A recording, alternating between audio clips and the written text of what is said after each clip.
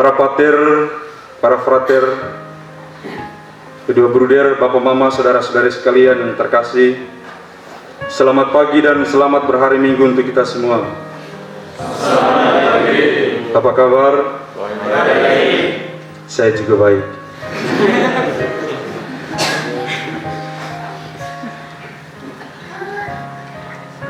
Ketiga bacaan suci yang kita dengarkan pada hari Minggu ini, di pagi yang indah ini, sebagaimana yang telah dikatakan oleh Pater John dalam pengantar tadi, mempunyai satu titik atau tema yang bisa kita bawa atau gali lagi dalam kehidupan kita bersama, yaitu ini juga yang menjadi permenungan kita, pertanyaan refleksi kita, kepada siapakah kita bersandar saat kita berada pada titik atau dalam situasi yang sulit. Karena dalam bacaan pertama mengisahkan tentang Ayub, yang pada hari ini kita dengar tentang bagaimana Allah yang turun sendiri berbicara kepada Ayub untuk mempertanyakan di manakah rasa atau ingatan Ayub, pengetahuan Ayub akan Allah itu. Ya, mungkin para frater di sini dan bapak mama tahu tentang Ayub itu adalah nabi yang baik sekali, tetapi bagaimana dalam kehidupannya itu Allah mencobainya dengan mengambil semua yang menjadi milik Ayub, mulai dari istri, anak-anak, ternak-ternaknya, semua harta diambil oleh Allah demi mencobai iman Ayub. Lalu dalam cobaan itu Ayub dalam pergulatannya selalu bertanya, selalu berdialog dengan Tuhan, mengapa semua ini terjadi. Allah dalam bacaan pertama mau menerangkan bahwa semuanya ada dalam pengetahuan dan rencana ilahi itu sendiri, dan orang tidak boleh mengandalkan kekuatan, status, harta, jabatan maupun materi yang dimiliki oleh orang tertentu dalam hidup ini, sehingga dengan apapun yang ia miliki, kekayaan atau harta kedudukan itu, ia tidak bisa mengandalkan semuanya itu tanpa Allah. Karena kita perlu mengandalkan Allah di atas segala-galanya. Maka jika berhadapan dengan hal-hal yang sulit seperti yang Ayub kemudian paham tentang rencana Allah, ia berkata bahwa aku tahu Engkau Maha Kuasa dan mengetahui segala sesuatu, dan tidak ada rencanamu yang gagal. Sebuah ajakan bagi kita dalam kehidupan ini ketika kita mempunyai titel karena pengetahuan kita atau harta kita kaya, atau karena status nama kita yang terkenal viral di dalam kehidupan masyarakat. Sekali lagi kita diundang untuk tidak boleh mengandalkan semuanya itu ketika kesulitan datang. Saya punya uang. Ketika kesulitan itu datang, kita hanya mengandalkan bahwa saya punya uang, jadi saya bisa mengatasi ini semua. Karena lebih daripada itu, hikmat dari pelajaran tentang Nabi Ayub bahwa kita tidak boleh mengandalkan semuanya itu tanpa Allah. Lalu dari bacaan kedua, semakin ke sini bahwa Rasul Paulus mau menjelaskan kepada jemaat di Korintus untuk bagaimana hidup secara baru di dalam Kristus. Rasul Paulus dalam bacaan kedua mengajak kita untuk hidup secara baru, beralih dari cara hidup yang lama kepada hidup yang baru di dalam Kristus. Kita mestinya membiarkan diri kita dibimbing oleh Allah, sehingga dalam keadaan tersulit apapun kita masih bisa tersenyum, karena kita percaya bahwa Allah tak akan meninggalkan kita sendirian. Bapak mama, saudara-saudariku yang terkasih dalam Kristus, bacaan Injil pada hari ini sangat menarik. Yesus melalui bacaan Injil hari ini mau mengajarkan kita bagaimana kita bersikap dalam keadaan yang tersulit dalam hidup kita. Dikisahkan mengenai Yesus yang mau menyeberang dengan perahu bersama murid-muridnya. kita bisa mengumpamakan bahwa ketika Yesus bersama dengan murid-muridnya mau ke seberang dengan menggunakan perahu, itu seperti hidup kita. Kita tahu bahwa ketika sedang dengan perahu dan hendak menyeberang, perahu itu akan bergerak, berpindah dari satu titik ke titik yang lain.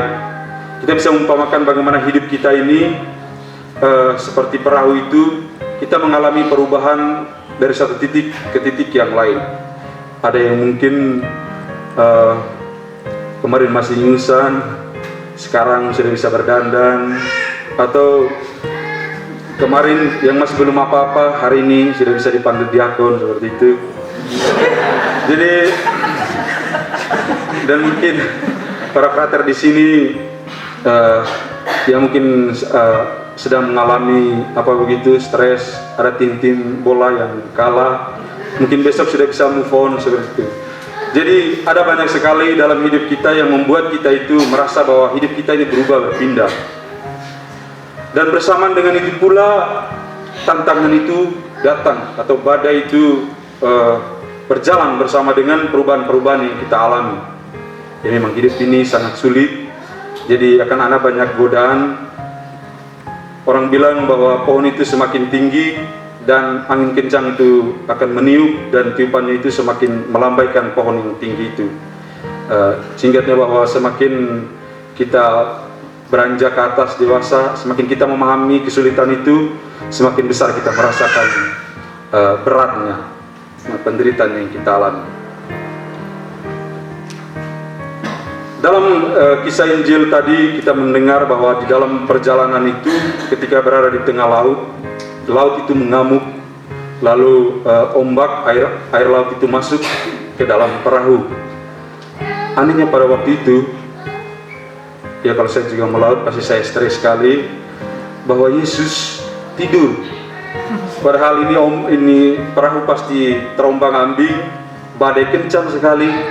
Yesus kok malah tidur, baru beralaskan bantal. Sedangkan murid-muridnya itu panik setengah mati. Termasuk ketika saya pada waktu itu, pasti saya yang paling besar teriak supaya Yesus ini juga bangun. Yesus tidur di sebuah tilam dan beralaskan bantal. Karena tadi malam saya juga browsing, Google searching apa itu tilam, apa segala macam. Lalu dijelaskan tentang tradisi orang Yahudi tentang tilam itu. Menariknya bahwa Yesus pada saat itu ternyata berada di bagian belakang sekali. Kalau kami anak pantai mungkin tahu tentang perahu itu, berada bagian belakang, dan di bagian belakang itu adalah tempat seorang juru kemudi duduk. Jadi Yesus di dalam bacaan Injil ini sebenarnya berada pada posisi itu. Kalau kita mau mengerti, Yesus pada waktu itu sebagai juru kemudi. Memang agak mengherankan ketika kita dengar dari bacaan-bacaan dia ini tukang kayu, tidak tahu melaut. Tetapi ketika dalam bacaan ini ternyata dia tidur itu. Jadi ketika dia tidur di tilam beralaskan bantal itu, tilam itu berukuran kecil dan khusus hanya untuk juru kemudi ini. Jadi pada saat itu ternyata Yesus menjadi juru kemudi. Jadi mengapa tidak heran ketika terjadi badai itu, para murid itu berteriak sangat kencang sekali, membangunkan Yesus itu, "Guru, tidak peduli engkau kalau kita binasa?"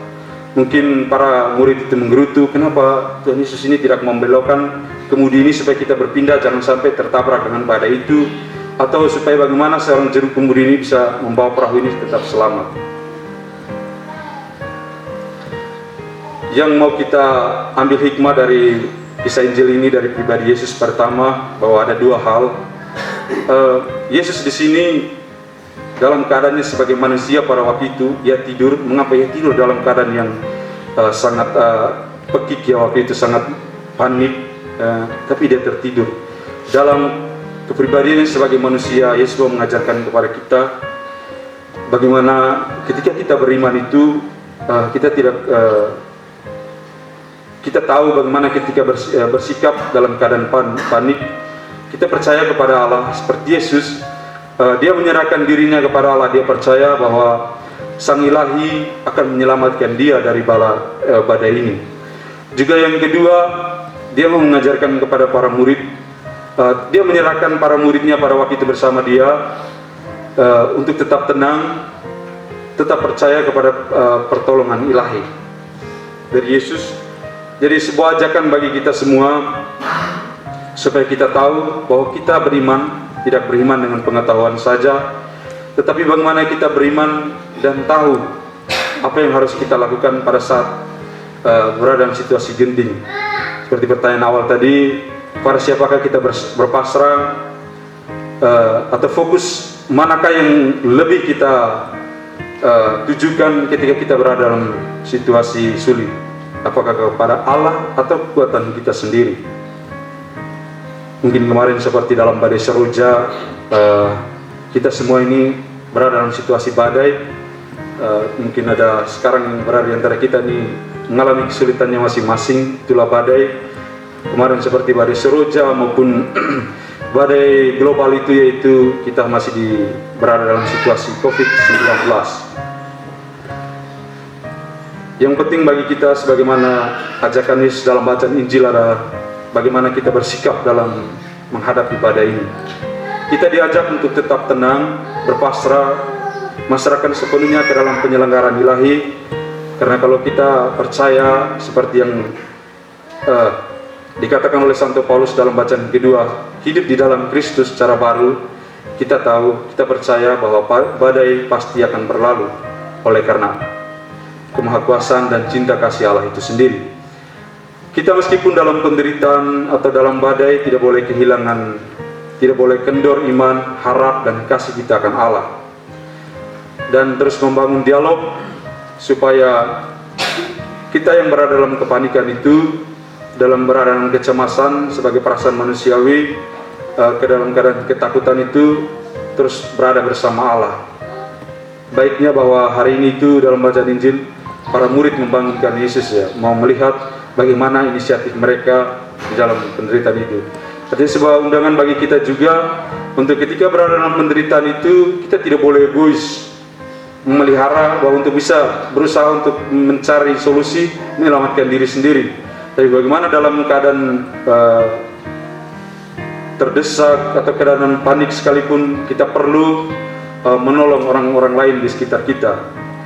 Lalu keadaan pasrah itu, kita tidak boleh pasif atau hanya pasrah saja atau beriman saja kepada Allah. Saya cukup percaya saja kepada Allah. Saya tahu pasti besok ini ujian ini sulit sekali. Saya tidak mungkin seperti itu. Saya tidak perlu belajar. Saya percaya pasti Allah akan menolong saya. Bukan seperti itu. Kita perlu berinisiatif atau bertindak seperti Yesus, ya. Ketika kemudian Ia dibangunkan oleh para murid, rasa ibanya itu kemudian muncul dalam diri Yesus. Dia akhirnya bangun dan menghardik angin itu, badai itu, lalu teduh kembali lah laut itu. Ini juga sebagai perwakilan dari kisah ini untuk menunjukkan identitas Yesus supaya diketahui oleh para murid dan kita semua bahwa Yesus itu adalah wujud nyata dari karya Allah atau karya ilahi yang hidup. Jadi Yesus mau menunjukkan kemahakuasaan Allah itu bisa terjadi dalam dirinya. Lalu ketakutan para murid pada waktu itu adalah ketakutan kita pada saat ini. Ketakutan yang kita alami seperti pandemi COVID-19 ini sangat mempengaruhi kehidupan kita, mulai dari berbagai sektor apapun itu, sangat berpengaruh sekali. Ya, khususnya sekarang itu katanya ada lagi virus varian kedua, jadi mungkin lebih waspada. Jadi bagaimana kita berperan dalam hal ini, ya, selain kita mengikuti program pemerintah untuk tetap menjaga prokes, protokol kesehatan, supaya bagaimana dalam badai yang kita hadapi bersama ini kita terus menyerahkan orang-orang yang berada di sekitar kita. Ya, kita tidak cukup hanya bilang